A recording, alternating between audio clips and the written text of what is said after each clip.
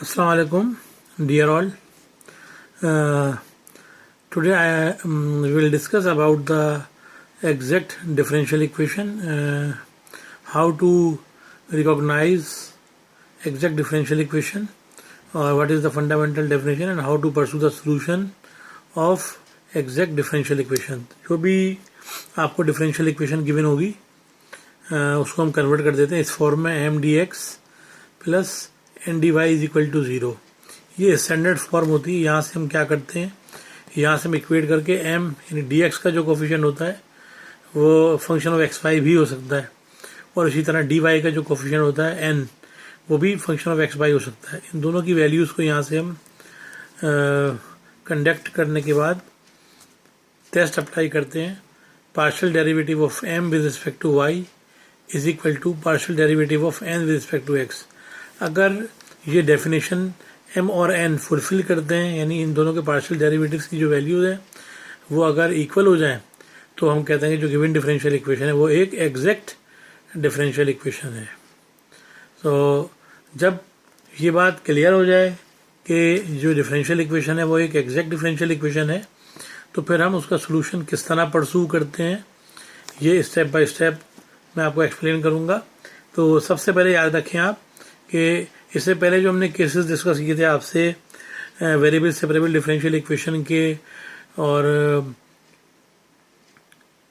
Linear differential equation के और reducible two variable separable के और बर्नौलीज के, उन तमाम के अंदर मैंने आपसे कहा था कि अगर आप सोल्यूशन परसू करना चाहते हैं जैसे होमोजीनियस या नॉन होमोजीनियस के, तो उसमें हम क्या करते हैं कि सबसे पहले D Y upon D X को सेपरेट कर लेते हैं और बाकी तमाम टर्म को दूसरी तरफ सेपरेट कर लेते हैं, और आसानी से हम रिकॉग्नाइज कर लेते हैं कि ये कौन सी प्रॉब्लम का सोल्यूशन है. यहाँ पर हम क्या करेंगे, एग्जैक्ट डिफरेंशियल इक्वेशन में हम ये वाला टेस्ट यानी डी एक्स का कोफिशिएंट और डी वाई के कोफिशिएंट इन दोनों को हम क्या करते हैं, लेते हैं यहाँ से, और लेने के बाद इनका ट्रायल करते हैं, इनके पार्शियल डेरिवेटिव लेते हैं.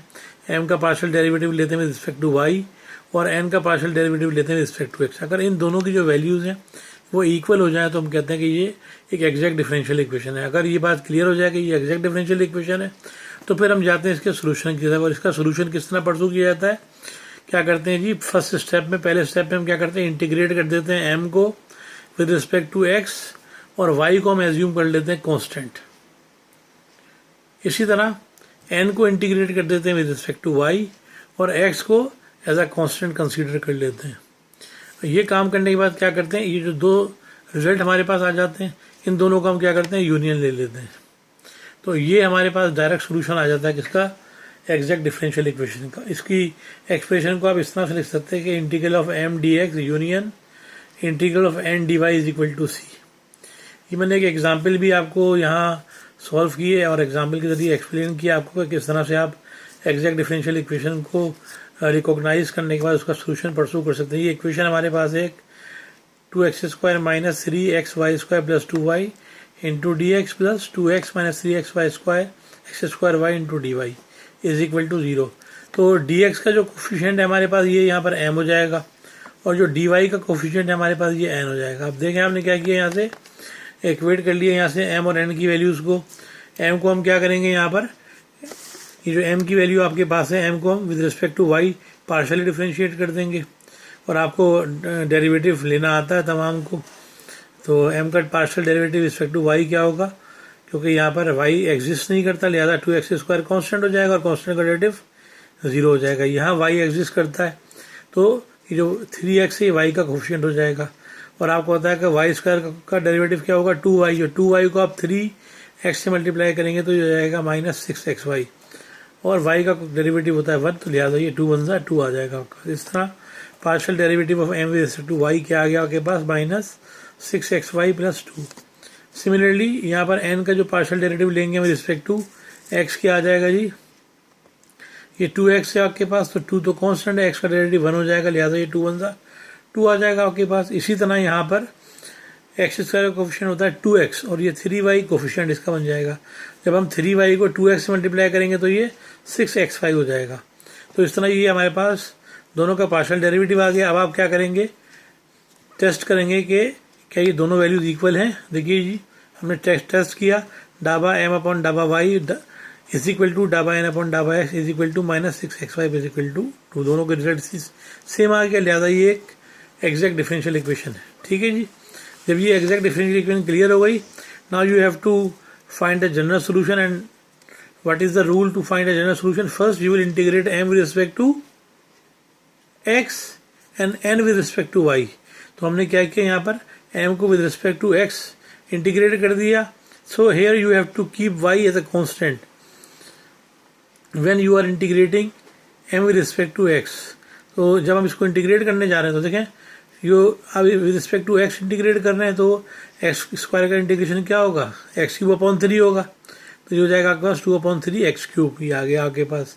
इसी तरह यहाँ y कांस्टेंट हो जाएगा y², तो 3y² तो एज इट इज रहेगा, सिर्फ हम x को इंटीग्रेट करेंगे और x का इंटीग्रेशन क्या होगा, x²/2।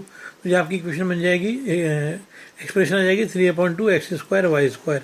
और इसी तरह 2y कांस्टेंट है, तो लिहाजा 1 बचेगा और 1 का इंटीग्रल आपके पास x आ जाएगा, ये आ जाएगा आपके पास 2xy। सिमिलरली हमने यहाँ पर n को with respect to y integrate कर दिया है और n की वैल्यू क्या थी आपके पास 2x - 3x² y। जब with respect to y integrate करेंगे तो यहाँ पर x को हमें कांस्टेंट एज्यूम करना पड़ेगा। जब x को कांस्टेंट एज्यूम करेंगे तो ये पूरा का पूरा फंक्शन 2x इंटीग्रल से पहले आ जाएगा, सिर्फ 1 बचेगा और 1 का integral with respect to y क्या हो जाएगा, y। तो ये आ जाएगा 2xy। सिमिलरली जब आप इसको इंटीग्रेट करेंगे तो ये 3x² कांस्टेंट होगा, y का इंटीग्रल क्या होगा, y²/2। तो ये मल्टीप्लाई होकर 3/2 x² y² बन जाएगा। अब ये हमने दोनों को इंटीग्रेट कर दिया, लिहाजा इसका जनरल सोल्यूशन निकालेंगे। और जनरल सोल्यूशन क्या होगा इसका, integral of m dx union of integral n dy is equal to constant. ये आपके पास इंटीग्रल m की वैल्यू आ गई और ये यूनियन आ गया इंटीग्रल n की वैल्यू आ गई। अब इन दोनों में से देखें आप, ये 2/3 x³ ये फैक्टर हमने ले लिया, उसके बाद 3/2 x² y², ये दोनों में कॉमन है, लिहाजा ये हमने ले लिया यूनियन इनका, और 2xy भी इन दोनों में कॉमन है, लिहाजा ये यूनियन आ गया, that this equal to integral constant c। This is the answer of this problem. इसी तरह हमने एक और एग्जाम्पल ली और इस एग्जाम्पल को डिस्कस किया हमने। इसको देखिए, इस एग्जाम्पल में भी आपको ये फॉर्म गिवन है, m dx plus n dy वाली फॉर्म है। m dx plus n dy is equal to 0। So here you can see m is equal to what, 2xy cos x²। So here we have square of the angle, जो cos का angle आपको given है x, इसके ऊपर square है, -2xy + 1। Look at this, here also we have square in angle sin x² -x² + 3। तो ये आपने m और n की वैल्यूज यहाँ से इक्वेट कर ली हैं। अब आप देखिए हम क्या करते हैं, m को with respect to y differentiate करते हैं और n को विद रिस्पेक्ट टू x। तो m का डेरिवेटिव रिस्पेक्ट टू y क्या हो जाएगा जी, देखें ये 2xy इंटू कॉस x² है। तो ये तमाम के तमाम जो x वाली तमाम की तमाम टर्म यहाँ कॉन्स्टेंट हो जाएंगी, सिर्फ y with respect to y derivative लेंगे। तो y का डेरिवेटिव क्या होता है, 1। जब y का डेरिवेटिव 1 हो जाएगा तो बाकी तमाम फंक्शन ये 2x cos x² as it is आ जाएगा आपके पास। यहाँ देखिए 2xy आपके पास है और y का डेरिवेटिव होता है 1, तो लिहाजा 2x as a constant coefficient यहाँ आ जाएगा आपके पास और 1 का डेरिवेटिव 0 होकर ये ख़त्म हो जाएगा। इसी तरह आपके पास यहाँ पर n है, n को जब हम डिफ्रेंशिएट करेंगे विद रिस्पेक्ट टू x तो क्या होगा, साइन का पहले सबसे पहले फंक्शन है, हम फंक्शन को डिफ्रेंशिएट करते हैं अकॉर्डिंग टू द रूल, उसके बाद उसके एंगल को। तो साइन का डेरिवेटिव कॉस हो जाएगा, कॉस x², और फिर इसका एंगल है x², तो x² डेरिवेटिव क्या हो जाएगा, 2x हो जाएगा आपके पास, माइनस फिर ये x² सेपरेटली दिया हुआ है आपको, तो इसका डेरिवेटिव 2x हो जाएगा और 3 का डेरिवेटिव हो जाएगा 0 आपके पास। इस तरह ये टर्म जो आ जाएगी आपके पास 2x into cos x² minus 2x आ गया। ये हम चेक किया हमने कि partial derivative of m with respect to y and partial derivative of n with respect to x both are equal, which are equal to 2x cos x² minus 2x। तो ये बात भी क्लियर हो गई कि ये भी एक एग्जैक्ट डिफरेंशियल इक्वेशन है। लिहाजा आप क्या करेंगे, इसका जनरल सोल्यूशन निकालेंगे। जनरल सोल्यूशन का फार्मूला क्या है, integral m dx union integral n dy is equal to constant. हमने क्या किया, यहाँ पर m की वैल्यू सब्स्टिट्यूट कर दी, dx आ गया आपके पास, यूनियन आ गया आपके पास और इंटीग्रल ऑफ n dy आ गया। जब इसको आप इंटीग्रेट करेंगे रिस्पेक्ट टू x, तो अब आप देखिए हम x के लिहाज से इंटीग्रेट करने जा रहे हैं, तो y यहाँ कांस्टेंट होगा, तो लिहाजा सिर्फ यहाँ पर ये y एग्जिस्ट करता है, तो लिहाजा y तो बाहर आ जाएगा। क्या रह जाएगा आपके पास, 2x इंटू कॉस x²। अब यहाँ पर ट्रिग्नोमेट्रिक फंक्शन है, आपको पता है कि कॉस का जो इंटीग्रेशन होता है वो साइन होता है, लेकिन उसके लिए ज़रूरी है कि जो भी उसका एंगल उसका डेरिवेटिव एग्जिस्ट करना चाहिए। लिहाजा कॉस का जो एंगल है वो एक्स स्क्वायर और एक्स स्क्वायर डेरिवेटिव क्या होता है 2x। तो इसका एंगल का डेरिवेटिव हमारे पास एग्जिस्ट करता है, लिहाजा हम इसको डायरेक्ट इंटीग्रेट कर देंगे। तो लिहाजा कॉस स्क्वायर का इंटीग्रेशन क्या हो जाएगा आपके पास साइन एक्स स्क्वायर हो जाएगा। और ये वाई जो है ये वाला वाई ये एज इट इज मल्टीप्लाई में आ जाएगा। माइनस इसको इंटीग्रेट करेंगे विद रिस्पेक्ट टू एक्स, तो एक्स का डायरेक्ट इंटीग्रेशन क्या हो जाएगा एक्स स्क्वायर अपॉन 2। तो ये 2 से 2 कैंसिल हो जाएगा, आपका आ जाएगा एक्स स्क्वायर इंटू वाई। तो लिहाजा ये आ जाएगा आपके पास एक्स स्क्वायर वाई और 1 का इंटीग्रेशन आपके पास आ जाएगा एक्स। इसी तरह यूनियन के अंदर आप देखें साइन एक्स स्क्वायर है। अब क्योंकि हम with respect to y integrate कर रहे हैं तो एक्स यहाँ पर कांस्टेंट होगा, तो ये पूरी की पूरी टर्म कांस्टेंट हो जाएगी। तो साइन एक्स स्क्वायर इंटीग्रेशन से पहले आ जाएगा। इंटीग्रेट हम करेंगे 1 को, तो 1 का integration with respect to y क्या हो जाएगा 1 हो जाएगा। तो लिहाजा ये वाली टर्म आपकी क्या हो जाएगी ये हो जाएगी y sine x square minus 3x square constant हो जाएगा और 1 बचेगा और 1 का इंटीग्रल वाई होगा। तो ये टर्म आ जाएगी आपके पास एक्स स्क्वायर वाई और फिर 3 कांस्टेंट है आपके साथ और कांस्टेंट के साथ 1 एग्जिस्ट करता है, लिहाजा इसका भी इंटीग्रल 3y हो जाएगा। ये आ गया 3y। अब हमने जनरल सोल्यूशन निकालना है इनका, तो लिहाजा क्या करेंगे इन दोनों का हम यूनियन ले लेंगे। जो यूनियन लेने पर हमारे पास देखें वाई साइन एक्स स्क्वायर ये वाली टर्म जो थी इन दोनों में कॉमन थी, लिहाजा ये हमने ले लिया इसका यूनियन। ये कैंसिल हो गया 2 से 2 एक्स स्क्वायर वाई बचा और ये एक्स स्क्वायर वाई ये भी दोनों में कॉमन है। और बाकी रेस्ट ऑफ टर्म को हमने क्या किया यहाँ पर कंबाइन कर दिया x plus 3y is equal to c. So this is the solution of the second one differential equation which was the exact differential equation। अब हम आगे जाकर देखेंगे वो इक्वेशंस की जो कि एग्जैक्ट डिफरेंशियल इक्वेशन नहीं होती तो उनके लिए क्या तरीक़ाकार होता है। ठीक है, अगर हमें जो फॉर्म आपको गिवन थी m D x plus N D Y is equal to 0 और उसमें हमने एम का डेरिवेटिव रिस्पेक्ट टू वाई लिया था और एन का डेरिवेटिव रिस्पेक्ट टू एक्स, दोनों इक्वल आते थे। हम कहते थे कि ये एग्जैक्ट डिफरेंशियल इक्वेशन है और एग्जैक्ट डिफरेंशियल इक्वेशन का सोल्यूशन निकालने का तरीका हम अभी देख कर आए। अगर एम का partial derivative respect to Y not equal to N का partial derivative respect to X हो तो इसका मतलब ये नॉन एग्जैक्ट डिफरेंशियल इक्वेशन होती है। और अगर नॉन एग्जैक्ट डिफरेंशियल इक्वेशन हो जाए तो फिर हम उसको एग्जैक्ट डिफरेंशियल इक्वेशन में कन्वर्ट कर देते हैं। तो इसके लिए हमारे पास 4 डिफरेंट टाइप के केसेस होते हैं। ये थोड़ा सा एग्जैक्ट डिफरेंशियल इक्वेशन आमतौर पर जो है वो अब बहुत सारे अंडर ग्रेजुएट कोर्सेज के अंदर से निकाल दी गई है। इसके जो केसेस हैं उसकी वजह से काफ़ी डिफ़िकल्टीज होती हैं और फिर इनकी एप्लीकेशन इतनी ज़्यादा नहीं है इंजीनियरिंग फील्ड के अंदर, तो लिहाजा इसको एग्जैक्ट डिफरेंशियल इक्वेशन को बहुत सारे इंजीनियरिंग डिसिप्लिन ने अपने कोर्सेज से जो है ना वो आउट कर दिया है। लेकिन मैं आपको ये केस एक्सप्लेन करता हूँ। जो इसका जो केस नंबर 1 होता है